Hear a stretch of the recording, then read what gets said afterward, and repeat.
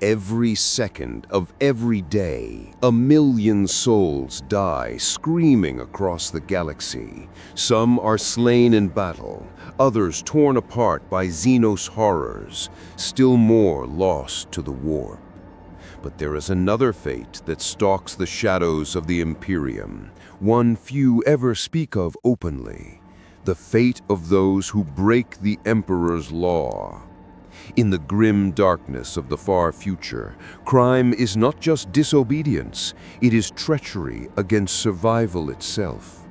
And the Imperium, vast and merciless, knows no forgiveness. I tell you this because I have seen it firsthand. I was a scribal officer once, attached to a magistratum court on Malfi, one of the great hive worlds of Segmentum Obscurus. I watched trials unfold daily, endless processions of the broken, the desperate, and the guilty.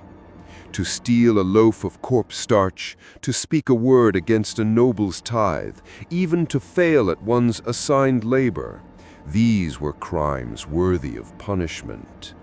And punishment in the Imperium is not measured in days or years. It is measured in blood, in labor, in suffering, until nothing remains.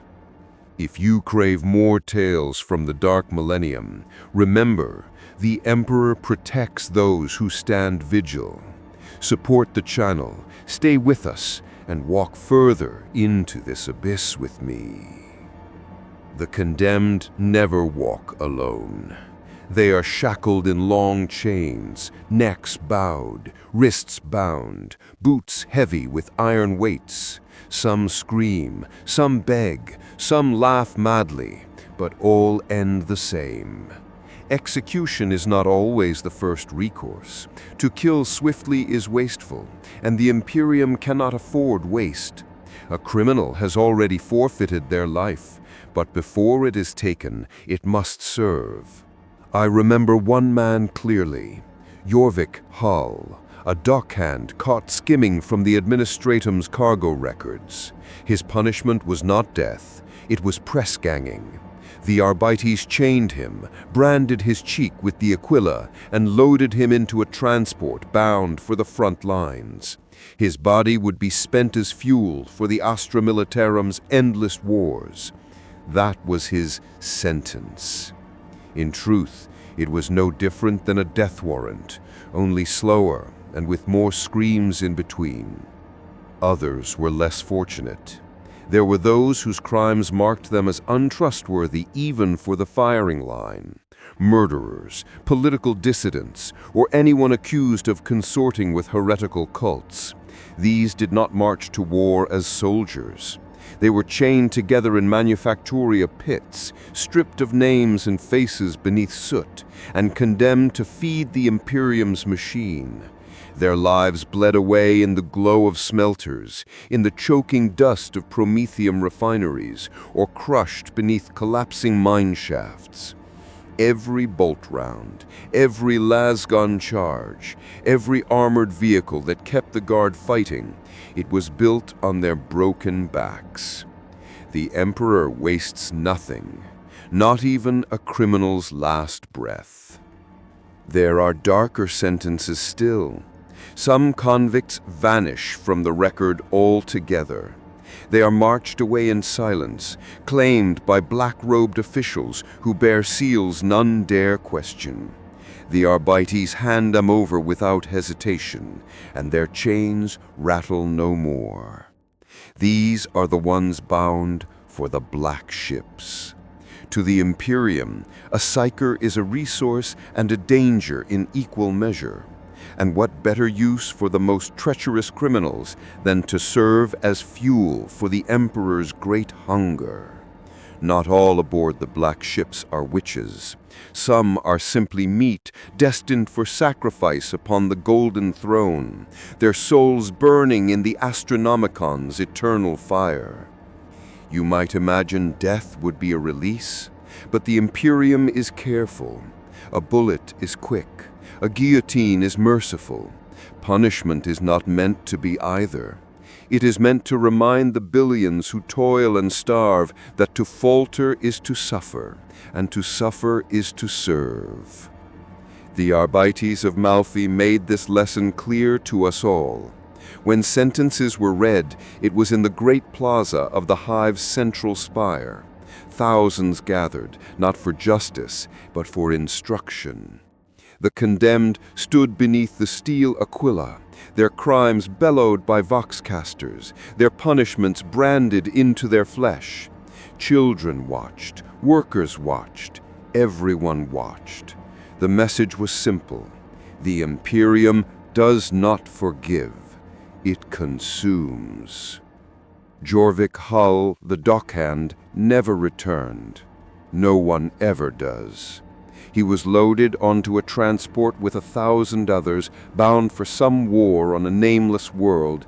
I like to think he died in his first charge, lasgun in hand, body riddled with shrapnel, before he even understood the field he stood upon.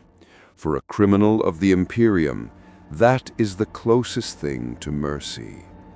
The rest were swallowed by the hives, their lives ground down into ash, their bones mixed into the concrete foundations of Malfi itself, forgotten, nameless, erased.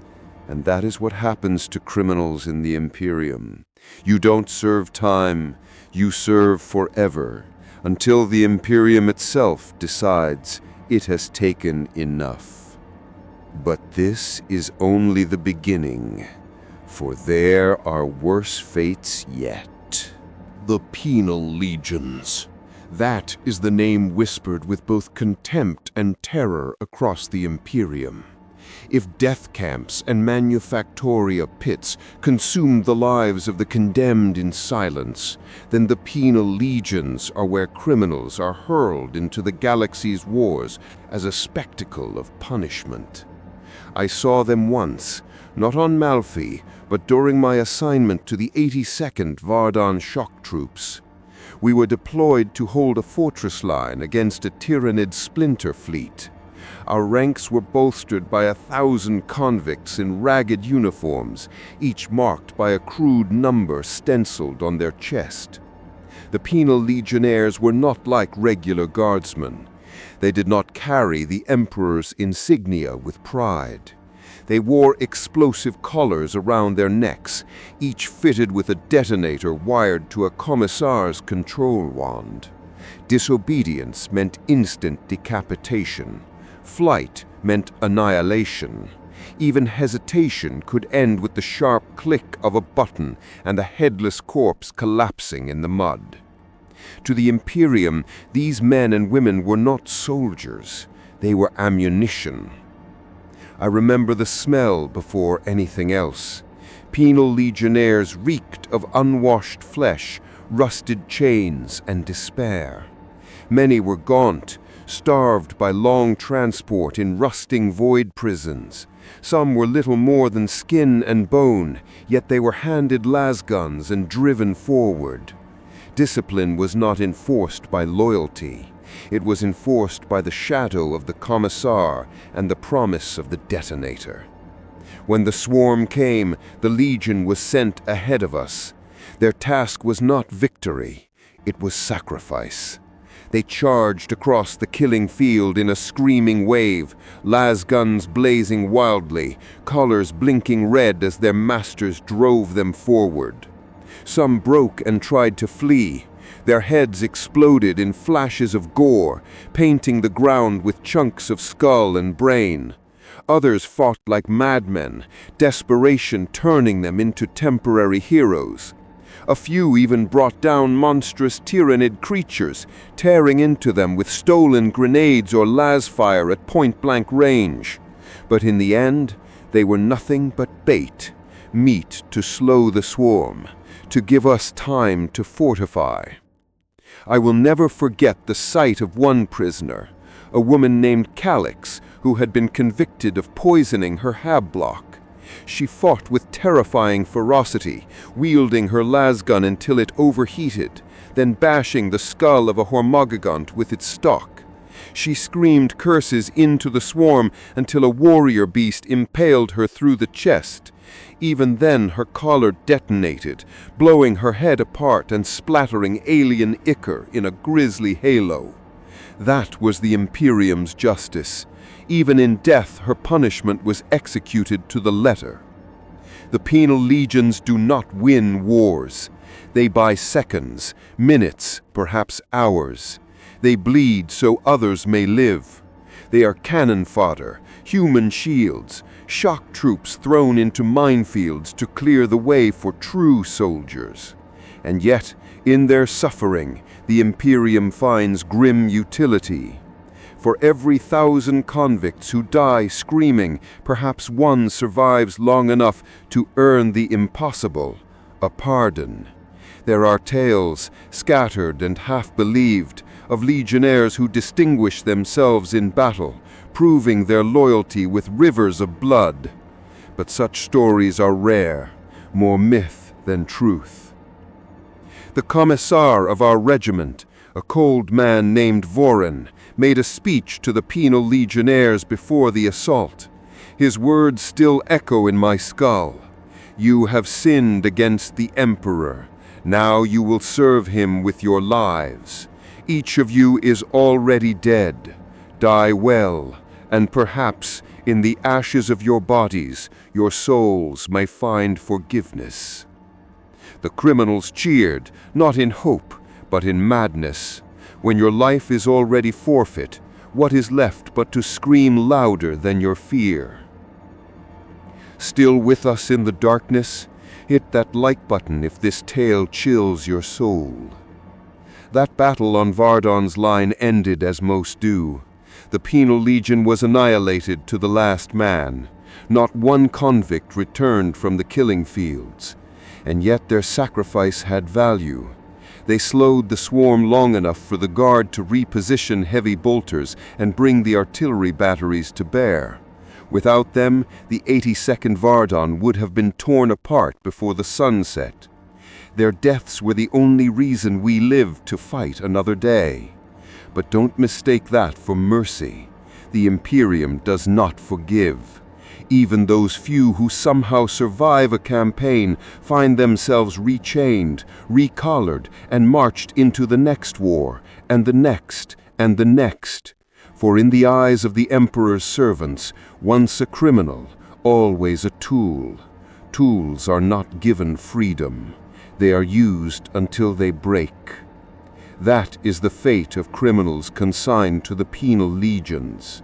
They die screaming, torn between the claws of aliens, the fire of heretics, and the cold detonation of the collar around their necks. Few ever see redemption. Most never even know the word. And for those not deemed worthy of even that bloody battlefield, there are darker chains waiting, deeper in the hive.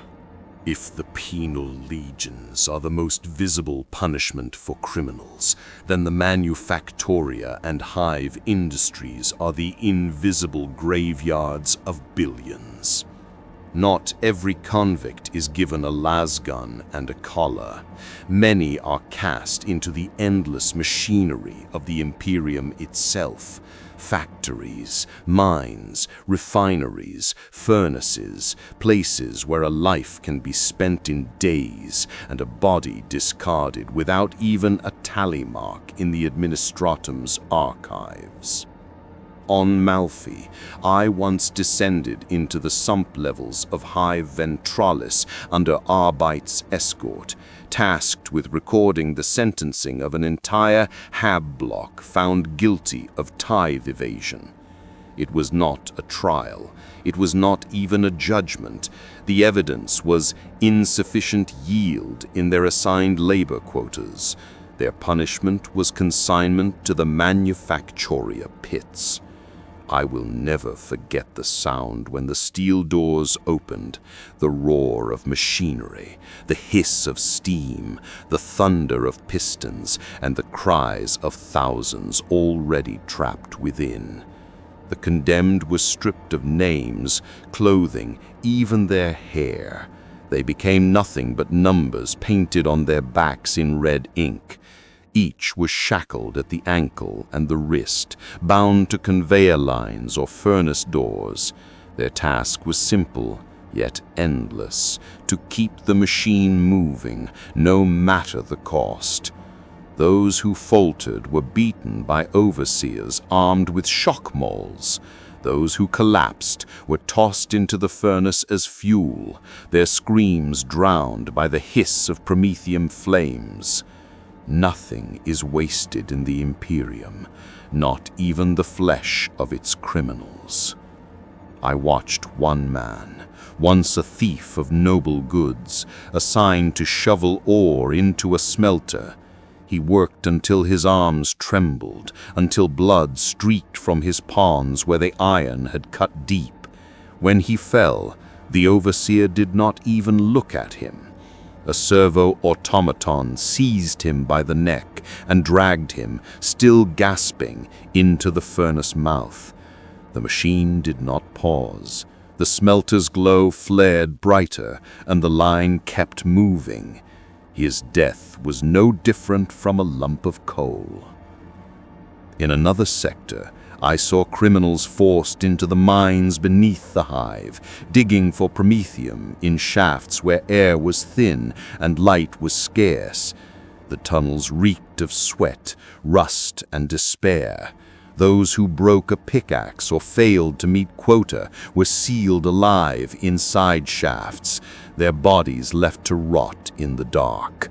Generations of criminals had been buried in those mines, their bones ground into dust beneath the boots of the next wave of the condemned. But even amid this horror, there is something the Imperium demands: efficiency. I watched a foreman calibrate a smelter's feed using nothing but the instincts honed by 30 years of service.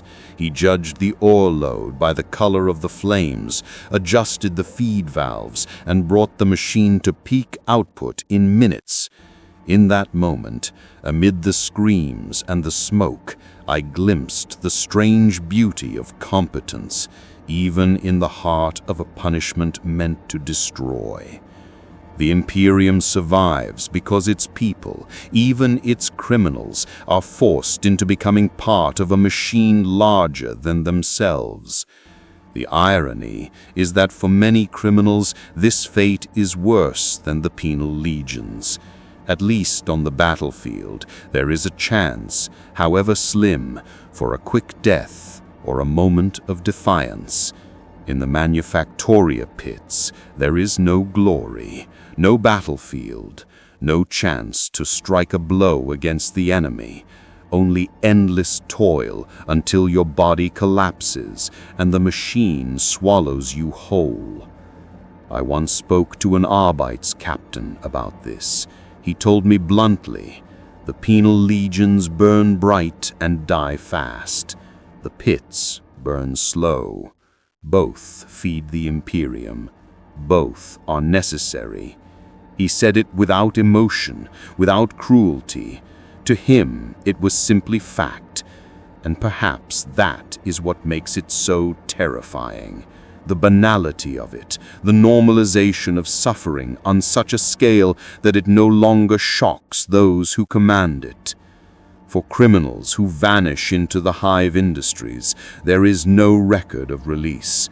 There are no survivors, only whispers of bloodlines cursed to labor for generations, whole families trapped in hereditary punishment, condemned for the sins of one ancestor long dead. These whispers may be true. In the Imperium, a sentence does not always end with the convict. And yet, not all disappear into the furnaces or mines. Some are taken elsewhere. A darker path awaits the worst of them, those deemed too dangerous for the manufactoria, too unstable even for the legions. They are not executed. They are claimed. And when the black-robed officials arrive with their sealed writs and their silent entourages, everyone knows what it means. The black ships have come. The criminals vanish into their holds, and their fate is worse than fire or chain. The black ships. Even now, the name makes my skin crawl. They arrive in silence, their hulls blacker than the void itself, their insignia known only to the Inquisition. No banners, no fanfare, no explanation, just the iron certainty that souls are being claimed. Most believe they come only for psychers, the warp-touched wretches whose uncontrolled powers threaten to tear holes into reality. That is true, but the black ships also take others. Criminals, heretics, anyone deemed useful or dangerous in the eyes of the Inquisition. I once stood witness when a black ship docked above Malfi. The entire hive seemed to hold its breath. The Arbitus cleared whole districts to funnel the condemned into the docking bays. Shackled in their thousands, they shuffled forward, eyes hollow, lips trembling prayers. None resisted. There is no resisting the Inquisition. I was ordered to record the transfer of 300 criminals, murderers, heretics, agitators. Each bore a parchment writ pinned to their chest, naming their crimes and their sentence. Forfeit to the throne. I asked a clerk what that meant. He told me with a grim smile. They are no longer men. They are fuel. For the black ships carry more than prisoners. They carry sacrifice. The psychers harvested from across the Imperium are taken to Terra, where their souls are bound and burned to keep the Astronomicon lit. Without it, the Imperium's fleets would wander blind, lost in the warp. But not all psychers are strong enough to endure the process. The weaker ones and the criminals handed over with them are used instead as offerings. Their life force is drained, their screams vanishing into the endless hunger of the Golden Throne. It is said that 10,000 souls must die each day to sustain the Emperor's light. How many of those 10,000 are psychers, and how many are simply criminals swept from the hives, no one can say. I remember one prisoner, a man named Drevik, sentenced for fomenting rebellion in his Habspire. He spat curses as he was dragged aboard the black ship. "Better to rot in the sump than serve your corpse, God," he screamed. The Arbitus struck him down, but the inquisitorial officer did not flinch. He simply ordered Drevik chained in adamantium manacles. Later, I learned that such defiance makes no difference. Once aboard the black ship, a prisoner is broken down to their soul. What happens within those vessels is shrouded in secrecy, but rumors filter through the Imperium like whispers of a nightmare. Some speak of cavernous halls filled with cells where prisoners are left to rot in absolute darkness for years. Others claim the black ships carry entire sacrifice chambers, where lines of convicts are marched forward to be drained one by one until their husks collapse into dust. There are darker tales still, that not all who board the black ships are consumed by the Emperor's will. Some are taken by the Inquisition for experiments, transformed into servitors or worse. Others vanish into hidden prisons, their minds probed for secrets or potential corruption. The worst whispers say that some prisoners are not consumed at all, but offered to the warp itself, bargains struck in shadow, sacrifices made to lure out heretics or bind demons. Still with us in the darkness? Subscribe to witness more tales from the dark millennium. I once overheard an inquisitorial adept explaining the logic of it. He said criminals were ideal candidates for sacrifice. Their souls were already tainted by disobedience, already weakened by guilt or corruption. Better to burn them in service to the throne than risk the damnation of the innocent. To him, it was not cruelty. It was utility. And so, the worst fate of all may not be the penal legions or the manufactoria pits.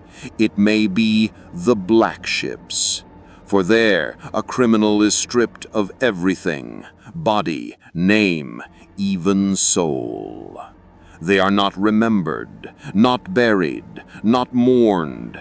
They are erased, consumed utterly, nothing more than a flicker of light that burns for a moment before vanishing into the void. Yet even this is not the end of the chain.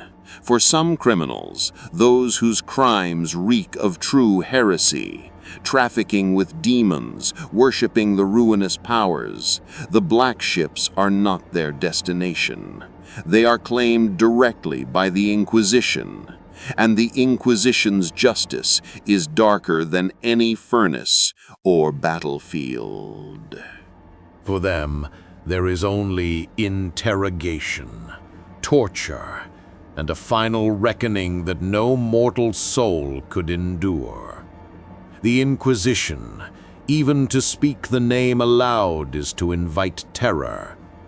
Where the Arbites dispense law and the penal legions consume lives, the Inquisition delivers the Emperor's ultimate justice. For criminals branded not merely as thieves or killers, but as heretics, witches, or traitors, there is no trial, no sentence, no hope. There is only silence, followed by the door of a cell slamming shut. I once saw a man taken by the Inquisition, a former guildmaster accused of funding a chaos cult. He was dragged from the court mid-sentence, gagged and bound in chains blessed with holy oils. The Arbites bowed as the inquisitorial retinue passed. None dared intervene. He did not return. No record marked his fate. He ceased to exist. Those who fall into the Inquisition's hands face fates beyond comprehension. Some are broken on the racks of truth, their minds peeled open by sanctioned psychers until every memory is exposed like raw flesh. Others are transformed into servitors, lobotomized, mechanized husks, programmed to serve until their organic shells collapse. And for those whose guilt festers with the stink of heresy, there is only fire, public immolation, an auto-da-fe that lights the sky with their burning screams, reminding all who watch that sin is purged by flame. But there are worse stories, whispered in the back halls of Administratum archives, where even scribes lower their voices. Stories of criminals not executed, but weaponized. The Inquisition does not waste tools, no matter how broken. Some convicts are remade into arco-flagellants, their flesh riddled with implants and neural whips, their pain centers burned away. They are unleashed in battle, howling monstrosities that rip heretics apart until their bodies give out. Others are drafted into secret cells, used as bait to draw out cults or infiltrate nests of corruption. These men and women are dead already. Their final breaths are spent in the darkest corners of the Imperium, serving inquisitors whose motives no one dares question. I recall reading an execution docket marked Obscurus, level Omega clearance.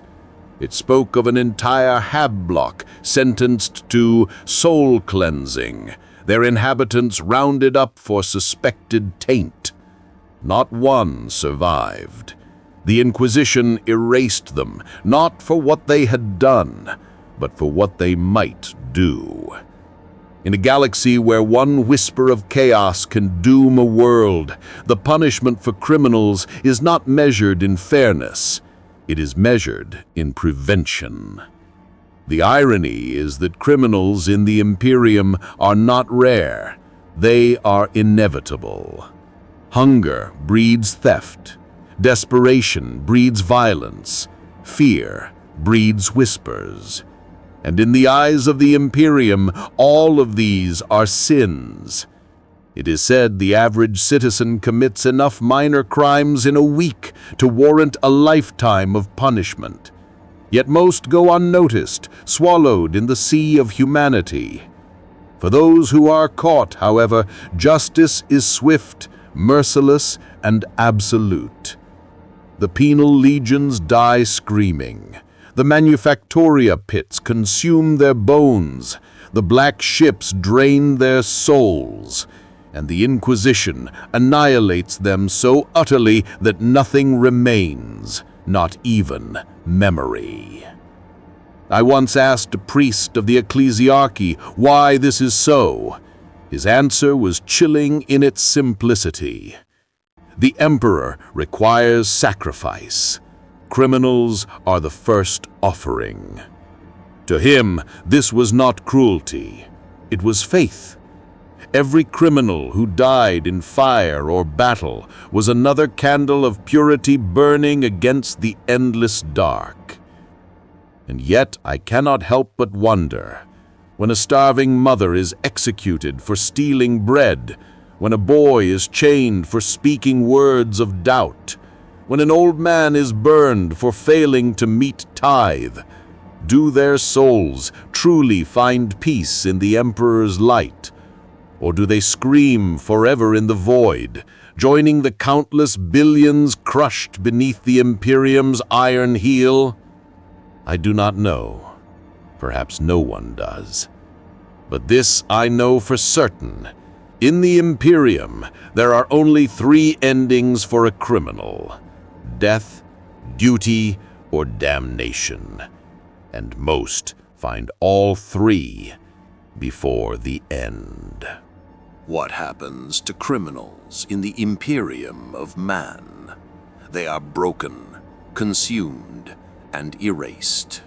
No matter their crime, no matter their intent, the Imperium transforms them into fuel, whether as soldiers, laborers, sacrifices, or instruments of terror. Their lives are stripped away, their deaths made to serve causes they never chose. And yet, this is the paradox of the 41st millennium. For the Imperium survives not in spite of this cruelty, but because of it. Every fortress, every fleet, every shrine world is built on bones. Every victory is purchased by the blood of the condemned. Without their sacrifice, however unwilling, the Imperium would crumble in days. But the cost is staggering. Innocence is no shield. Mercy is no refuge. In a galaxy where survival is all that matters, punishment is not a tool of justice. It is a mechanism of survival. And in that machine, criminals are not men or women. They are resources, ammunition, ash. The Emperor's light burns eternal, but at what cost? For every star that shines with his glory, 1,000,000 souls are extinguished in silence, their only legacy the fleeting breath they gave to keep humanity alive one day longer.